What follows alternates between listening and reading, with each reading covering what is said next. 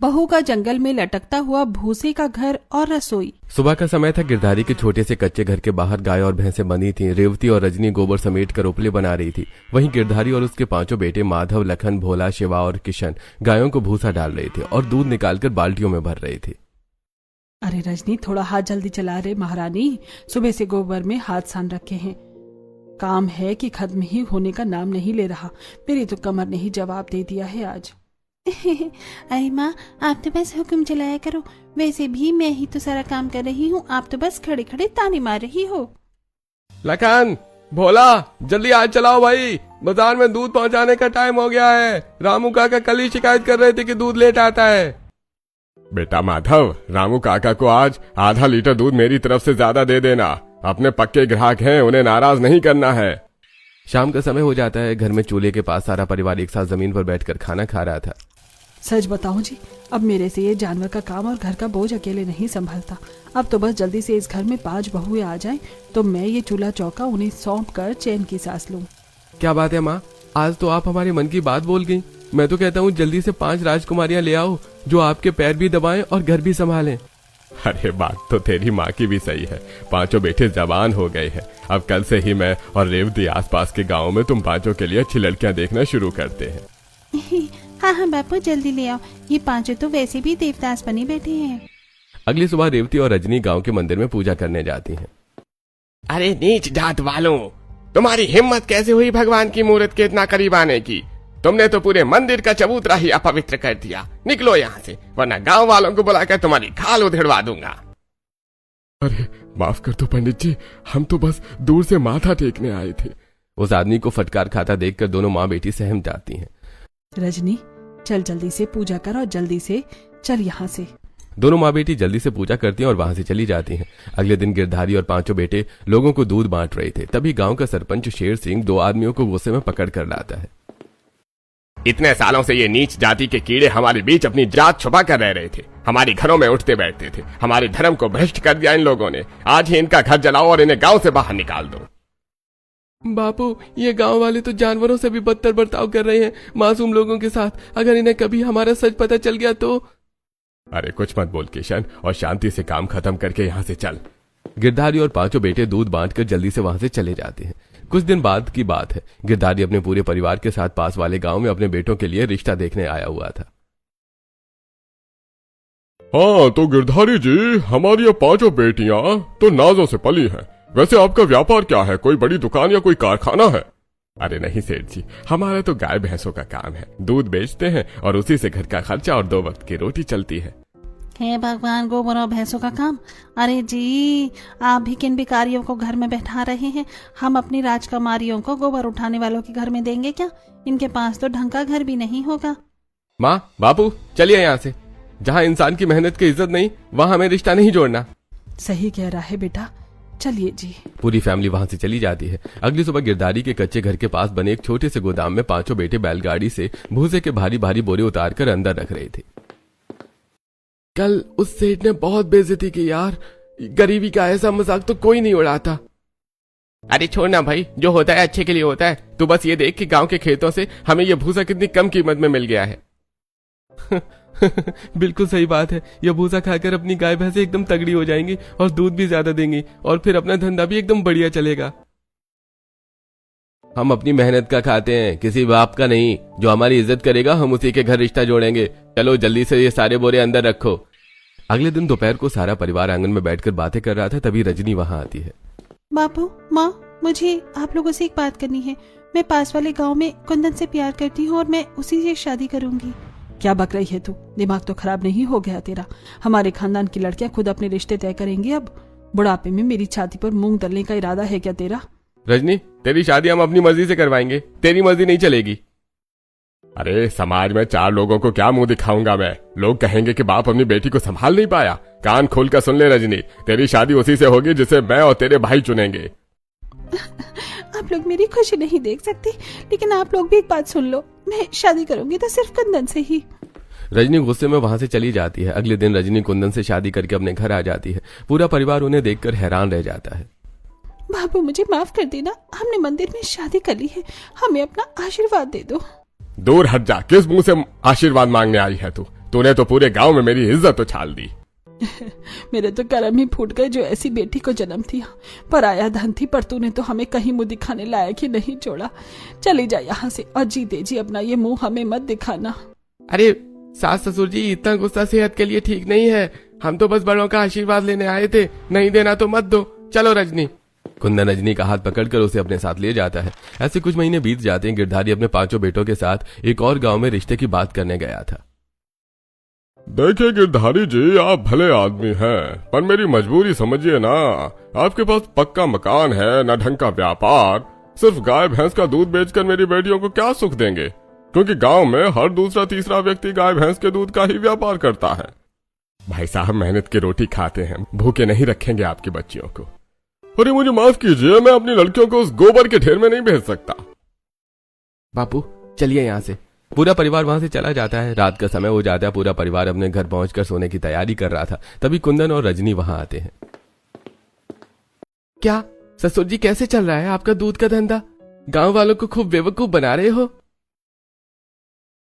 ओए कुंदन, तमीज से बात कर। तू यहाँ क्या करने आया है रात के वक्त? तमीज तो तुम लोग सीख लो लखन बाबू। मुझे तुम्हारी सच्चाई पता चल गई है, और अगर वो सच्चाई मैंने गांव वालों को बता दी तो फिर तुम लोगों का क्या होगा? ये तू क्या बक रहा है? धीरे बोल, बाहर किसी ने सुन लिया तो अनर्थ हो जाएगा। अनर्थ तो मैं करूंगा सासू माँ। अगर सुबह तक मुझे 10,000 रुपए नहीं मिले तो मैं ये सच पूरे गांव में ढिंढोरा पीट कर बता दूंगा, और फिर जो गांव वाले करेंगे वो तो आप लोग अच्छे से जानते ही हैं। अरे भगवान के लिए ऐसा मत करना दामाद जी, हम बर्बाद हो जाएंगे। रेवती, जा संदूक में जो तेरे इलाज और बेटों की शादी के लिए थोड़े पैसे जोड़े थे वो ले आ।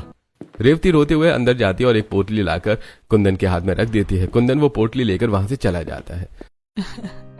देख लिया अपने प्यार का असली चेहरा, किस तरह से हमें धमका रहा है तेरा पति, और तू भी उसका साथ दे रही है। शर्म नहीं आई तुझे ये सब कहते हुए? रजनी बिना कुछ कहे वहां से चली जाती है। अगली सुबह रेवती गांव के कुएं से पानी भर रही थी, तभी पड़ोस की विमला ताई वहां आ जाती हैं। अरे रेवती, क्या बात है? चेहरा एकदम उतरा हुआ है। बेटों की शादी की टेंशन खाई जा रही है क्या?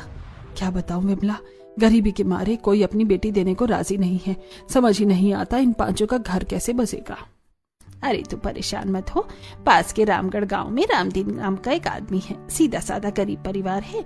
उसकी भी 5 बेटियां हैं, बिल्कुल लक्ष्मी का रूप है। गाय भैंस का काम भी करती हैं। तू एक बार जाकर बात कर ले।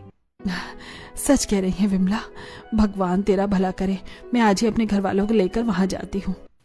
रेवती जल्दी से अपने घर चली जाती है और अपने परिवार के साथ रामदीन के घर पहुंचती है। रामदीन की 5 बेटियां जानकी, चंपा, केसर, कजरी और गौरी सबके लिए चाय नाश्ता लेकर आती हैं।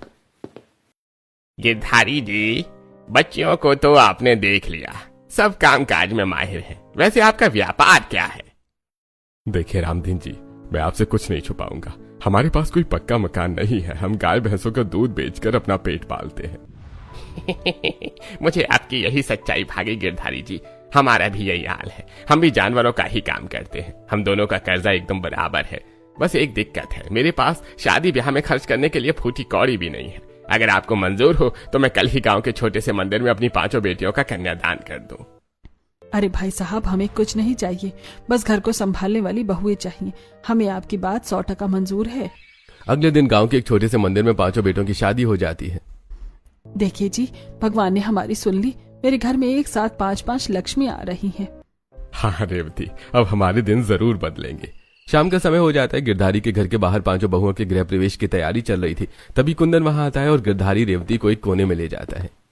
बधाई हो सास ससुर जी, घर में 5 बहुएं आ गई, लेकिन दामाद का नेक कहाँ है? लाओ, मेरा मुंह बंद रखने की कीमत निकालो, वरना अभी जाकर तुम लोगों की सच्चाई का ढिंढोरा पीट दूंगा। अरे दामाद जी, आज तो घर में खुशी का मौका है, तमाशा मत करो। ये ले, जितने पैसे बचे थे सब ले जा, पर हमारी सच्चाई किसी को बताना मत, नहीं तो सब कुछ खत्म हो जाएगा। इतने से क्या होगा? खैर, आज के लिए इतना काफी है। कुंदन पैसे लेकर चला जाता है। कुछ समय बाद 5 बहुओं का गृह प्रवेश हो जाता है। अगली सुबह रेवती उबासी लेते हुए बाहर आती है और आंगन देखकर दंग रह जाती है। पूरा घर चमक रहा था, गायों का गोबर भी उठ चुका था। प्रणाम माँ जी, लीजिए गर्मा गर्म चाय पी लीजिए। अरे बहू, ये सारा काम तुम 5 ने इतनी सुबह सुबह कर भी लिया? हाँ माँ जी, अब घर में 5 बहुएं आ गई हैं, तो क्या आप बुढ़ापे में काम करेंगी? जीती रहो मेरी बच्चियों। दोपहर का समय हो जाता है। आंगन में गांव की बहुत सारी औरतें 5 बहुओं की मुंह दिखाई के लिए बैठी हुई थी। अरे रेवती, तेरे तो भाग खुल गए हैं जो तुझे ऐसी बहुएं मिल गई। शक्ल सूरत का क्या अचार डालेगी विमला? घर भी तो देखो, एक छोटी सी कच्ची झोपड़ी है और रहने वाले बाहर लोग। कैसे रहेगा पूरा परिवार इस झोपड़ी में? चाची जी माफ कीजिएगा, पर घर बड़ा होने से कुछ नहीं होता, बस दिल बड़ा होना चाहिए। ऐसे कुछ महीने बीत जाते हैं। पांचों बहुएं घर और व्यापार को बहुत अच्छे से संभाल रही थी। आज तो रामू काका ने खेत में एकदम बढ़िया सूखा भूसा दिया है, गाय खाएंगी तो दूध की नदियां बहा देंगी। तभी घर के अंदर से बर्तन गिरने की आवाज आती है। पांचों बहुएं जल्दी से अंदर आती हैं और अंदर रेवती जमीन पर बेहोश पड़ी थी और गिरधारी जोर जोर से खांस रही थी। माँ जी आंखें खोलिए। माधव जी, लखन भैया जल्दी आइए। बापूजी और माँ जी की तबीयत बहुत बिगड़ गई है। पांचों बेटे वहां जल्दी से आते हैं और रेवती और गिरधारी को जल्दी से डॉक्टर के पास ले जाते हैं। कुछ समय बाद रात हो जाती है। गिरधारी और रेवती जमीन पर लेटे थे और उनकी तबीयत अभी भी बहुत खराब थी। लखन, पैसे खत्म हो गए यार, जितना भी जोड़ा था सब माँ बाबू की दवाइयों में चला गया। कल की दवाई के लिए 1 रुपया भी नहीं बचा है घर में। आप टेंशन मत लीजिए, हम 5 बहनों ने घर के खर्चे से जो थोड़े थोड़े पैसे बचाए थे ये वो हैं, आप ये रख लीजिए। पर भाभी, ऐसे कब तक चलेगा? व्यापार भी अभी कुछ खास नहीं चल रहा। जो होगा देखा जाएगा, हम और मेहनत करेंगे लेकिन अपने बापू और माँ को कुछ नहीं होने देंगे। ऐसे कुछ समय बीत जाता है। दोपहर का समय था। पांचों बेटे और पांचों बहुएं उदास बैठे हुए थे। तभी कुंदन वहां आता है। अरे कहाँ मर गए सबके सब? क्या हुआ कुंदन, इतना हंगामा क्यों कर रहे हो? माँ बापू आराम कर रहे हैं। मेरा पैसा कहाँ है? 2 महीने हो गए हैं, मुझे एक फूटी कौड़ी नहीं दी तुम लोगों ने। कुंदन, समझने की कोशिश करो, माँ बापू बहुत बीमार है। घर का सारा पैसा उनके इलाज में लग गया। हमारे पास सच में एक भी पैसा नहीं है। मुझे नहीं पता, अगर अगले 5 मिनट में मुझे पैसे नहीं मिले ना तो मैं अभी के अभी जाकर पूरे गांव वालों को तुम्हारी सच्चाई बता दूंगा। भगवान के लिए ऐसा मत करो दामाद जी, हम बर्बाद हो जाएंगे। मुझे इमोशनल ब्लैकमेल मत कर बुढ़िया, अब तमाशा देखने के लिए तैयार हो जाओ तुम सब। कुंदन गुस्से में वहां से चला जाता है और गांव की चौपाल पर पहुंचता है जहां सभी गांव वाले बैठे थे। सरपंच जी, अनर्थ हो गया, गांव में महापाप हो गया है और आप लोग यहाँ आराम से बैठे हैं। अरे क्या हुआ कुंदन, तो इतना घबराया हुआ क्यों है और कैसा पाप हो गया? अरे वो दूध वाले गिरधारी, वो और उसका पूरा परिवार नीची जाति का है। सालों से वो लोग अपनी जात छुपाकर इस गांव में रह रहे हैं। हम उनके हाथों का दूध पी रहे थे, उनके घरों में बैठ रहे थे। उन्होंने तो हमारा पूरा गांव और धर्म अशुद्ध कर दिया। हे राम, छी छी छी छी, वो नीच हमारे घर और मंदिर को अपवित्र कर दिए, हमारे बर्तन छू लिए। सरपंच जी, ये तो सीधे सीधे हमारे मुंह पर तमाचा है। ये लोग इस गांव में एक पल भी रहने के लायक नहीं है। हाय दैया, मैंने तो कल ही उसके घर की लस्सी पी थी, मेरा तो धर्म ही भ्रष्ट हो गया। आज गिरधारी का परिवार नहीं बचेगा। कुंदन के साथ सभी गांव वाले जल्दी से गिरधारी के घर पहुंचते हैं। ओए गिरधारी, बाहर निकल अपने बिल से। क्या बात है सरपंच जी, क्यों चिल्ला रहे हो आप? अरे चुप कर नीच, अब कोई झूठ नहीं चलेगा, हमें तेरा असली रंग पता चल गया है। सरपंच जी, हमने किसी का बुरा नहीं किया। ये क्या तमाशा है? नीची जात और ऊंची जात क्या होता है? हमारे खून का रंग भी लाल है और आपका भी। हम मेहनत का खाते हैं, किसी को चुरा कर नहीं खाते। ए छोकरी, अपनी जबान अपने दांतों से पीछे रख। इस गांव में जात पात हम तय करेंगे। आज के बाद तुम सब इस गांव में नहीं रहोगे, निकल जाओ अभी के अभी यहाँ से। गांव वाली गुस्से में आकर गिरधारी का घर तोड़ने लगते हैं और घर का सामान फेंकने लगते हैं। अरे रुक जाओ, ऐसा मत करो। अगर तुम लोग अभी यहाँ से नहीं भागे तो तुम्हें भी इसी घर के साथ जिंदा जला देंगे। गांव वाले गुस्से में आकर घर में आग लगा देते हैं। माधव जी, जिद मत कीजिए, ये लोग पागल हो गए हैं, जान ले लेंगे। बापू और माँ को बैलगाड़ी में बिठाइए और जल्दी चलिए यहाँ से। पांचों बेटे और पांचों बहुएं अपनी गायों, बैलगाड़ियों और बचे हुए भूसे के बोरों को लेकर गिरधारी और रेवती के साथ वहां से चले जाते हैं और सीधे गांव के बाहर जंगल में पहुंच जाते हैं। सब खत्म हो गया, सब बर्बाद हो गया। अब हम कहाँ जाएंगे, कहाँ रहेंगे? बापूजी, सब कुछ खत्म नहीं हुआ है, हम परिवार सहित सलामत हैं, यही काफी है। और रही बात रहने की, तो हम जंगल में भी रह सकते हैं। जानकी दीदी सही कह रही हैं, रोने का टाइम नहीं है, सूरज ढल रहा है। लखन जी, शिवाजी, बैलगाड़ी से वो तिरपाल और लकड़ियां निकालिए, अब हम यही जंगल में तंबू लगाकर रहेंगे। पांचों बहुएं तुरंत काम में लग जाती हैं और एक बड़ा तंबू तैयार कर देती हैं। ऐसे ही 2-3 दिन बीत जाते हैं। एक दिन गौरी और केसर नदी से मछलियां पकड़ कर लाती हैं। तंबू के बाहर चूल्हा बनाकर उस पर पकाती हैं। सच कहूँ दीदी, गांव के उस रोज रोज के ताने सुनने से तो अच्छा है यहाँ खुले जंगल में रहना। कम से कम यहाँ ताजी मछली तो मिल रही है। तभी जंगल में लकड़ियां काटने आए कुछ गांव वाले इन सभी को देख लेते हैं। अरे, ये नीची जाति वाले तो यहाँ जंगल में मौज उड़ा रहे हैं। अरे भाई गिरधारी, ये जंगल भी हमारे गांव की सीमा में आता है, तेरी यहाँ तंबू गाड़ने की हिम्मत कैसे हुई? तू रुक, हम अभी सरपंच को बुलाकर